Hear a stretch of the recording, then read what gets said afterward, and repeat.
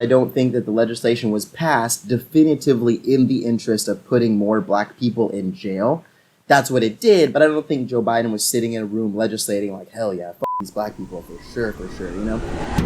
With the election upon us, millions of Americans are gearing up to cast their vote for the next president of the United States. While some people will be voting independent, we wanted to hear from Trump voters and Biden voters about why they are voting for their candidate. In Spectrum, we bring everyday people together for authentic discussions that represent what's happening now. These discussions should not be anyone's sole source forming opinions on important issues. Please do your own research, seek out experts, push yourself outside your bubble, and have empathy. Thanks for watching. My name is Christine, and I am 23 years old, and I live in Houston, Texas. I think that the overall civic health of America is just so low, and I feel like the more we have these kind of conversations, the more people will start to think for themselves. Hi, I'm Piper. I'm passionate about decolonization, systemic equality, socialism, and environmentalism. My name is Pranav Kanduri. I'm currently a freshman at the University of Texas at Austin. It's one of the most consequential elections of our lifetime. It's going to determine the future of our country in civil rights, human rights, the climate, and many other issues across the board. My name is Leah Thomas, and I'm an environmental activist and the founder of the Intersectional Environmentalist Platform. My name is Chris. I currently live in Santa Barbara, California. I think that a vote for Joe Biden in this election is a vote with the idea of prosperity for all in mind. Hi, I'm Benjamin. I work at the Democratic Coordinated Campaign, and I help lead young Asian Americans for Biden. We cannot afford to be anything less than passionate as we fight to protect our families, our friends, our communities, and our futures. I'm more anti-Trump than pro-Biden. Piper? Strongly agree. Leah? Strongly agree. Pranav? Strongly agree. Benjamin? Somewhat disagree. Chris? Strongly agree. Christine? Agree. As much as I absolutely hate Trump, there has to be especially young people, there needs to be that energy there for Biden. I know settle for Biden is huge. We'll take him because there's two choices. No, this is literally a choice between destruction of the environment and our futures or building towards better progress. We have to be more enthusiastic and we have to bring other people along because otherwise, we're not going to win. Definitely agree with what you just said, Benjamin. But at the same time, I can't deny, Joe Biden himself does not make me respond enthusiastically. I volunteered for the candidate I supported in the primary. It was the first time I'd ever done it. And it was because I was driven. I feel like I needed to. At the same time, I think I would vote for a Democratic ticket if it was literally any other Democratic candidate. I understand the enthusiasm, Benjamin, and I think the reason why, I didn't vote. I voted for Warren in the primary. I was very involved with the campaign, and if I could put anyone in the White House right now, it would be her. But I think the supporting cast is so important. Like you said, I'm voting for a better future, and I don't think that Biden encompasses that entirely. I think that the entire Democratic coalition encompasses that. Benjamin, you brought up a good point, though. I've read a bit about why Hillary Clinton lost in 2016, and a lot of it was because she ran on a very anti-Trump campaign. Because Hillary Clinton was a very hated woman. A lot of people just don't like her. I have my reasons for not liking her as well. And her whole campaign was just beat Trump, beat Trump, beat Trump. And a lot of people, that wasn't enough for them to get excited behind. And so you kind of made me rethink it a little bit. But I think also though, we can't get too excited about him now because we have to still make sure that there's room for criticism so we can hold him accountable once he actually gets elected. Joe Biden is too old to be president. Piper? Somewhat disagree. Leah? Disagree. Pranav? Disagree. Benjamin? Strongly disagree. Chris? Disagree. Christine? Disagree. Let's say all hell did break loose and Joe Biden is now just suddenly just becomes cognitively incapable of doing the job. Kamala Harris, she's a beast. It's So exactly what the vice president's for, right. I think the only person who could really say strongly agree is a Pete voter. I mean, the person I voted for in the primary was also 70 plus. So His age kind of also fits with his his demeanor or his appeal. He is more like a grandfather figure of the entire party. That age comes with a lot of experience.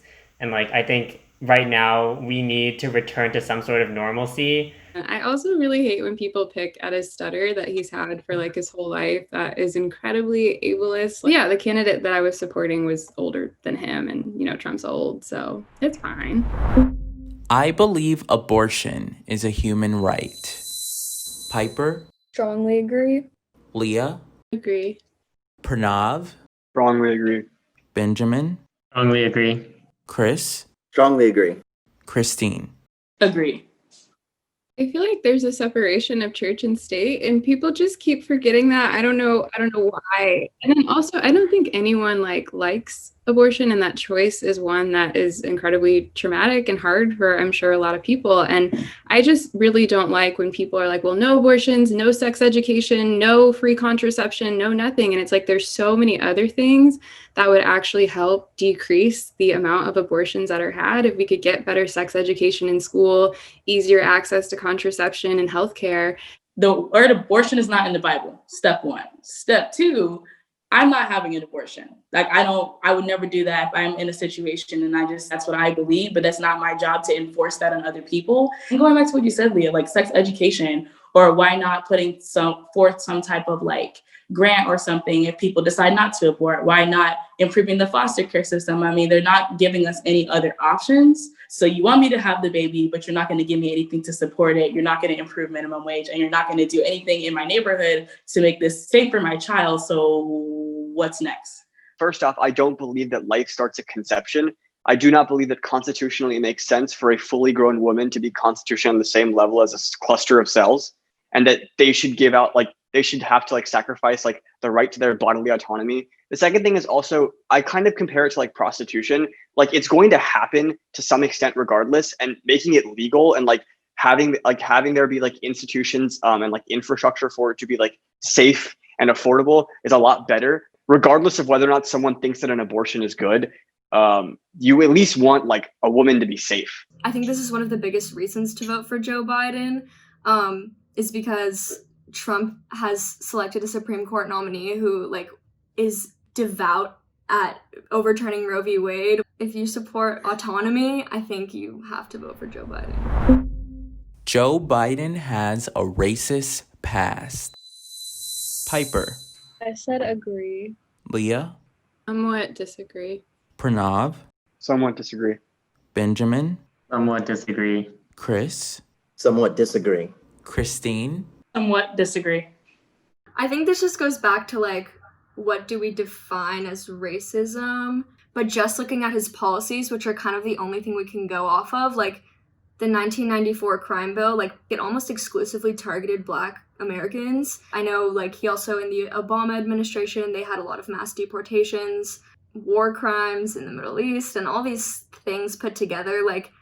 I can't determine his individual opinions, but all I can go off of is his policies, and he just has a pretty racist history. I don't believe that Joe Biden, the person as an individual, is a racist man. But I do think he has had a history of not making choices that were the most equitable. But I also think some of those choices were a result of the cultural zeitgeist at the time. And I don't think that Joe Biden necessarily should be held to account for the worst parts of that legislation, because I don't think that the legislation was passed definitively in the interest of putting more Black people in jail. That's what it did because of the way everything was structured at the time. More Black people went to jail, but I don't think Joe Biden was sitting in a room legislating hell yeah, these Black people for sure, Even if, which I don't believe to be the case at all, even if he had some ball of hatred in his heart against communities of color, it's political suicide for him not to help communities of color. As someone who has worked in the Biden campaign, he has plans to help African American communities. He has plans to help Asian American and Pacific Islander communities. They're on his website, they're part of the platform. We have the power to hold him to it and say we elected you to do these things. These are the things you promised us that you would do, and now we expect you, because we voted for you, we expect you to follow through on those promises. Police departments should be defunded. Piper? Strongly agree. Leah? Strongly agree. Pranav? Somewhat agree. Benjamin? Somewhat agree. Chris? Agree. and Christine. Somewhat disagree. I feel like there's not, like, if we were to defund the police now, there's not structures in place to reallocate that funding efficiently. Like, I feel like in order to defund the police, we need to fund other things first, and then we can just like build the pipeline so that there's money to go into wherever we think is best. Like, I just worry that like if we were to defund the police now, it would just like get thrown back into the government, and then it would just like go somewhere else useless. So I say somewhat disagree because like in Houston, I'm a part of like the Mayor Student Leadership Alliance. And something we've talked about with the mayor of Houston is that he doesn't feel like the police should be defunded, but he feels like the money that's in the police system right now should go towards bringing other people into the system to actually handle the issues that police are getting called for that have nothing to do with police, right? Homelessness, mental health issues. And so like when I did a lot of like research and looking at what other Democratic candidates feel like, a lot of those people don't feel like there needs to be a defunding of the police, but more so a reform of the police structure and how they facilitate the issues. So I don't think that defunding the police will lead to better policing.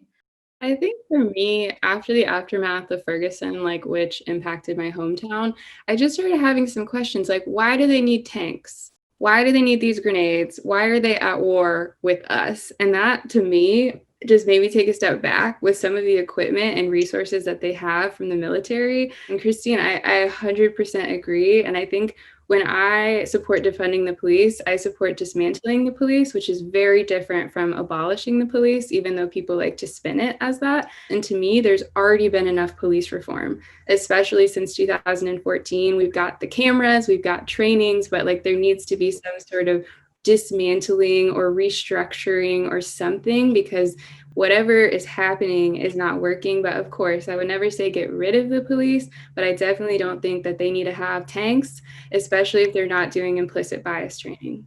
I think defund the police like has such a bad connotation to it because it does sound like this abrupt, like take away all their money, but you can't fit a whole public policy plan into one slogan. Yeah. And I think some of the like top like brains in policy writing that support defunding the police don't support just taking away all their funding and doing nothing with it. And I think honestly, if you reallocate the funds well enough, we won't even need police at all eventually. Because why do police exist? Because people are committing crimes. Why does crime exist? Because of poverty, because of, all these other reasons. So I think obviously not all at once, but like if we gradually reallocate those funds into other resources, we could get rid of a lot of the things that even require the need for police and maybe still have some law enforcement that exists, but it will not be as big of a thing as it is now. I think that is a very good point that one, a lot of these terms have like really strong connotations, right? So like when Leah said dismantle, I was like, Jesus, like, but like not even really like understanding the perception of dismantle that she had. And so I think I really strongly agree that like when we say defund the police, where does that money go,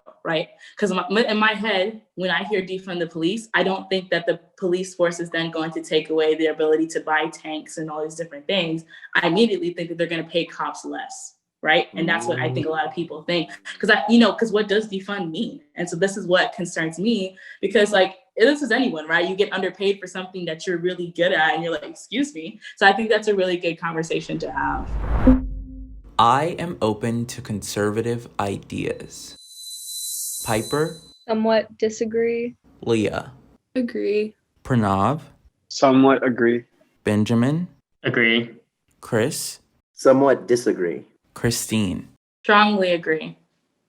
There are some conservative ideals that I do respect, right? Like I think that a lot of what this boils down to is not the issue itself, but the implementation of the issue. Like when I went to go look at the gun laws that, the Democrat primary candidates were looking at, a lot of candidates were saying that we should ban assault rifles. And then most of them said that they're not going to buy them back. And I'm like, okay, so we didn't prohibit this before. Some people spent X amount of dollars on this assault rifle and you're not at least going to buy it back from them. Another thing I think about is like the social welfare programs, right? Do I think more people should be eligible for it? Yes. Is there any measure on a lot of these programs that get people off of the system integrated back into the workforce? No. So you have people who specifically take advantage of the system and specifically take advantage of us as taxpayers. I think in life, I'm just generally invested in just giving more.